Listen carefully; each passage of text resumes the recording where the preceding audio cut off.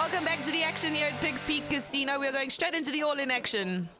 Mauro De Rose up against Mr. Alting with King Queen. De Rose has got pocket sevens. And De Rose flops the 7, so Alting in desperate shape. Herber, Alting, good night, nurse. That is the end of his tournament. Unfortunately, now it's down to the nitty-gritty.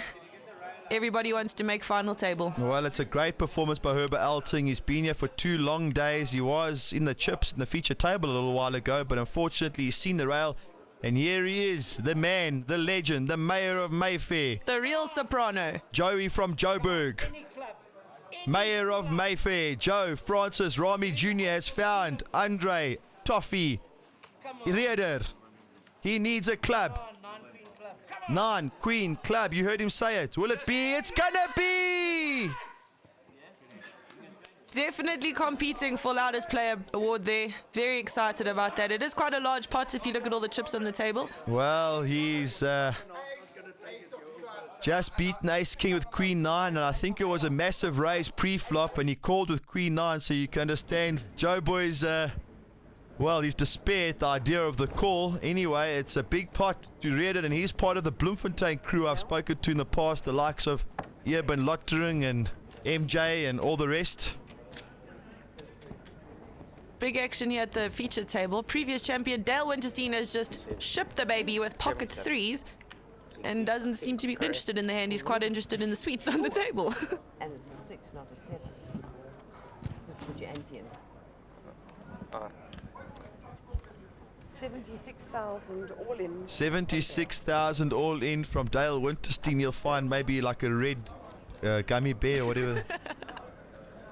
You generally try and avoid the licorice ones from what I understand. But the red lights are on as well to go with it.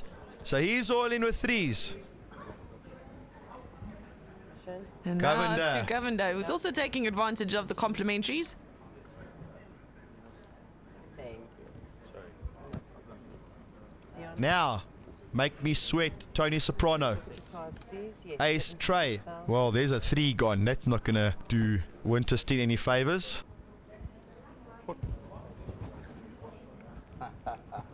Ooh, and the evil laugh to go with the scary face and the glasses. Here we go. Likes to make these all-in players sweat, eh?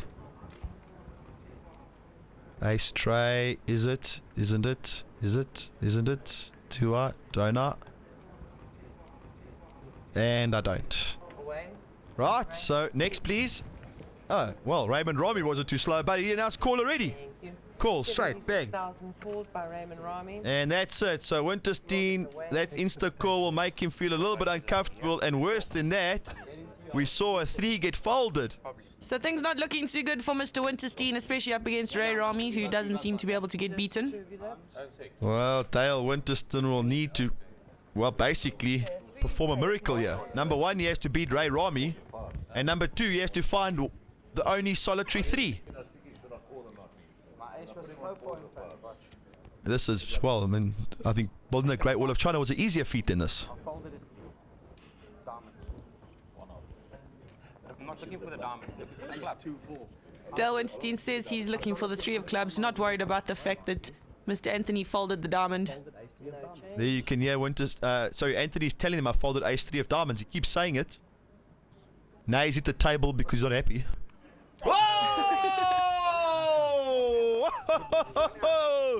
Hello, nurse, yeah, mummy.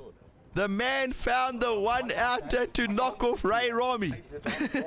Well, Ray Rahme certainly had enough chips to give a couple of them away for Dale Winterstein.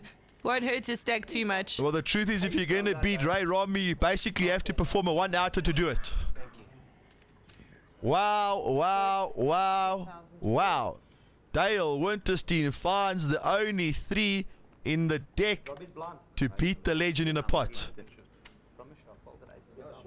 So Naja with all the chips on the planet after that triple up. The doctor is also going on the short side. We got an ace and a thumb from Mr. Anthony. My favourite hand. So now, Dion Anthony, glasses on, glasses off. Think about it. Here we go. What do we have to play with this time? We do have an ace. And he's put the money in. So it's An ace and a 5. ace 5 offsuit for Dion Anthony. Now, do you think the hand prior where he would have hit his ace could be playing in his mind here with the ace 3? Now he's got ace 5. Well, I think after he saw that 3 arrive, he realized that he lost the hand and was happy to have let it go. But yeah, he's now found a dominating big blind. Paul Spies, who hasn't been at the table a long time, has got a better hand than the ace 5. The question now to Dion Anthony is, number 1, I like to knock off players, so that might make me inclined to call. And number 2, how much is the raise that basically I'm forced to call? So Paul Spies, looking serious with his all-in. he's picked the one guy who at this table is not fond of folding, and certainly when there's an all-in player he likes to have a little bit of a tussle and see if he can knock them out. Yeah, I'm personally. Well, now he's discussing the mathematics of the equation. Spies giving a bit of a speech, trying to get a caller, hoping for some more chips, and having a bit of a fit. What happened there? I'm not really sure. I think Dion's asking the same question. Okay, maybe I should fold now. Looks like I just had a fit on me. God, scary. Minute to call. No? Well, the thing is, you know, I don't really care whether he calls or don't. I've got to like do something. So whether you call or not, I really don't care. You know what I mean? It's like that. Alright, so there's a bit of It's up to you. verbal banter between the players.